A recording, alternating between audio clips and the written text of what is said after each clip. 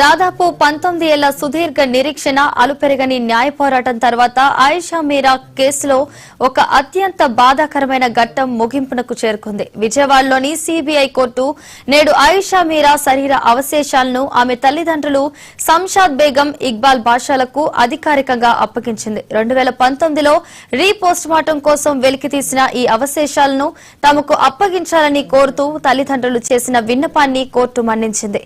Court నుంచి ఆ అవశేషాలను తీసుకున్న తల్లిదండ్రులు కన్నీటి పర్యంతమవుతూ నేరుగా తమ స్వస్థలమైన తెనాలికి బయలుదేరారు. నేడు మధ్యాహ్నం 2 గంటలకు తెనాలిలోని చెంచుపేట బరియల్ గ్రౌండ్ లో ఇస్లాం సంప్రదాయం ప్రకారం ఆయిషా అవశేషాలకు అంత్యక్రియలు నిర్వహించనున్నారు. అస్థికలు తీసుకునేందుకు కోర్టుకు వచ్చిన ఆయిషా మీరా తల్లిదండ్రులు భావోద్వేగంగా మాట్లాడారు.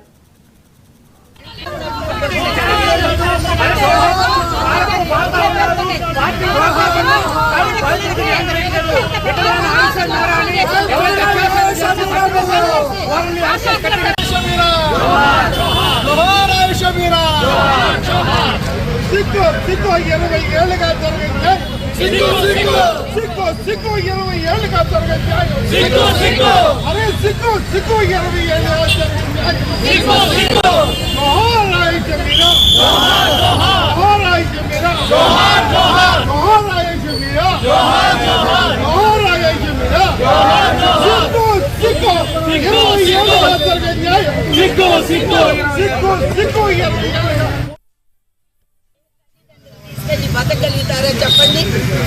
ఈ విధంగా 3 నెలల నుంచి తిప్పుతున్నారు మమ్మల్ని హైకోర్టుకి, సిబిఐ కోర్టు. ఈనాడు సిబిఐ కోర్టులో ఆమె జడ్జి గారు స్పందించారు. ఆమె ఒక మహిళ కాబట్టి పాప మా బాధ ఏంటో అర్థం చేసుకుని లేదమ్మని ప్రొటెక్షన్ తోటి పాప బాడీ మొత్తాన్ని కూడా ఈ జనానికి బరియల్ గ్రౌండ్కి పంపిస్తారని చెప్పడం జరిగింది. విత్ సెక్యూరిటీ తోటి. అలాంటి వ్యక్తులు ఎవరు ఎక్కడో ఒకళ్ళు ఉంటారండి, కానీ న్యాయం జరగటం లేదండి. న్యాయం జరగాలంటే ప్రజలు తిరగబడాల్సిందే. తిరగబడితేనే న్యాయం జరుగుతుందండి. లాంటి కోర్టులను మూసేయించండి, అప్పుడు న్యాయం జరుగుతుంది. మనకి చేతనైనంత వరకు ఆ నేరస్తులను పట్టుకుని మనమే శిక్ష చేస్తున్నాం. సిట్ కూడా మా పాప కేసులో సుబ్బారెడ్డి, పద్మ, అలాగే కుమార్ అనే ముగ్గురు కూడా పాప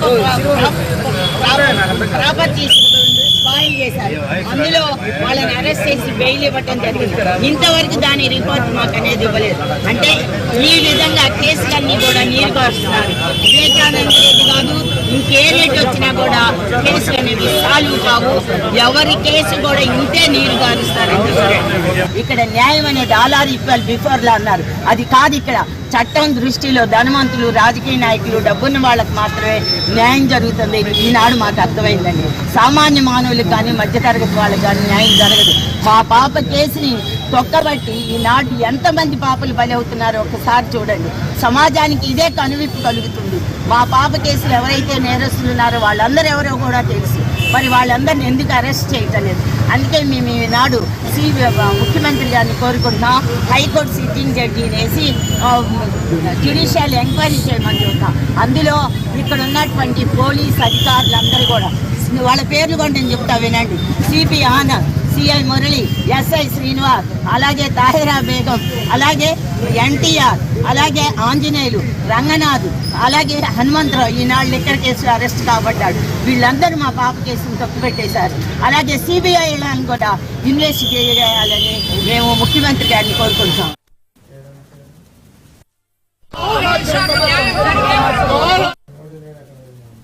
దాదాపు 19 ఏళ్ల సుదీర్ఘ నిరీక్షణ అలుపెరగని న్యాయ పోరాటం తర్వాత ఆయిషా మీరా కేసులో ఒక అత్యంత బాధాకరమైన ఘట్టం ముగింపునకు చేరుకుంది.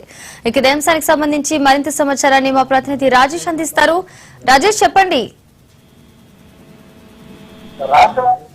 దేశవ్యాప్తంగా సంచలనం రేకెత్తించినటువంటి ఆయిషా మీరా హత్య కేసుకు సంబంధించి ప్రస్తుతం ఆయిషా మీరా అవశేషాలు ఏవైతే ఉన్నాయో ఆ అవశేషాలు ఖననం కార్యక్రమాన్ని ఈ రోజు తెనాలిలో ఏర్పాటు చేయడం జరిగింది. తెనాలి చెంచుపేటలో ఉన్నటువంటి శ్మశాన వాటికలో ఈ కార్యక్రమాన్ని నిర్వహిస్తున్నటువంటి పరిస్థితి ఉంది.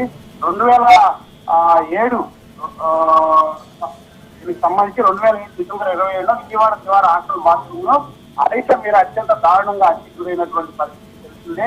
అప్పటి నుంచి కూడా తల్లిదండ్రుల న్యాయ పోరాటం కోసం చూస్తున్నటువంటి పరిస్థితి. అయితే ఈ కేసులో అప్పుడు సత్యం బాబు అనే అతన్ని పోలీసులు అరెస్ట్ చేయడం, తర్వాత అతన్ని కోర్టులో హాజరుపరిచిన నేపథ్యంలో సత్యం బాబుని దోషిగా ప్రకటించి విజయవాడ ఉమెన్స్ స్పెషల్ కోర్టు దోషిగా ప్రకటించడంతో పాటు 14 ఏళ్ల హత్యకు గాను 14 ఏళ్లు జైలు శిక్ష, అత్యాచారంకు గాను మరొక 10 ఏళ్లు కఠినగార శిక్ష విధిస్తూ ఈ రెండు కూడా విడివిడిగా వేయాలని కూడా నిర్ణయించినటువంటి పరిస్థితి.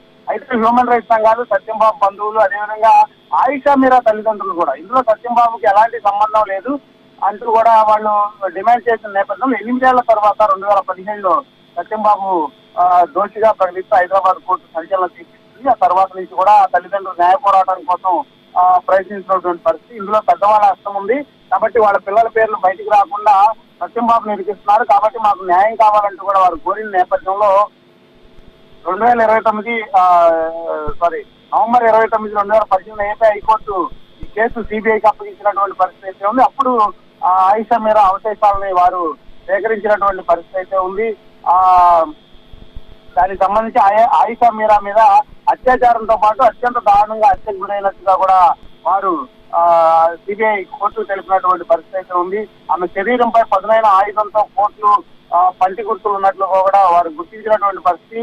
ఈ కేసులో సత్యం బాబు నిర్దోషి అని కూడా వారు కోర్టు చెప్పిన నేపథ్యంలో ఫర్దర్ గా ఈ కేసులో ఎవరున్నారు ఏంటనే దాని మీద కూడా విచారణ కొనసాగుతున్న నేపథ్యంలో ఇప్పుడు ఆయిషా మీరా శరీర అవశేషాలు ఏవైతే ఉన్నాయో అవన్నీ కూడా రీపోస్ట్ మార్టం నిమిత్తం 2019లో రీపోస్ట్ మార్టం నిమిత్తం కూడా వీళ్ళు తీసుకోవడం జరిగింది. సిబిఐ వాళ్ళు సేకరించిన అవశేషాలని నేడు సిబిఐ ఆయిషా మీరా తల్లిదండ్రులకు అప్పగించాలని కోర్టు ఆదేశాల మేరకు ఈరోజు అప్పగిస్తున్నటువంటి పరిస్థితి. ఇప్పుడే విజయవాడ నుంచి వారు బయలుదేరినటువంటి పరిస్థితి ఉంది.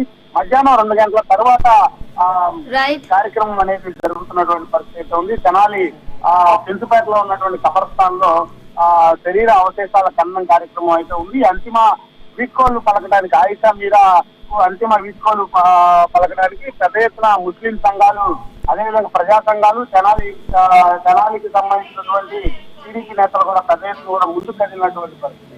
Thank you Rajesh.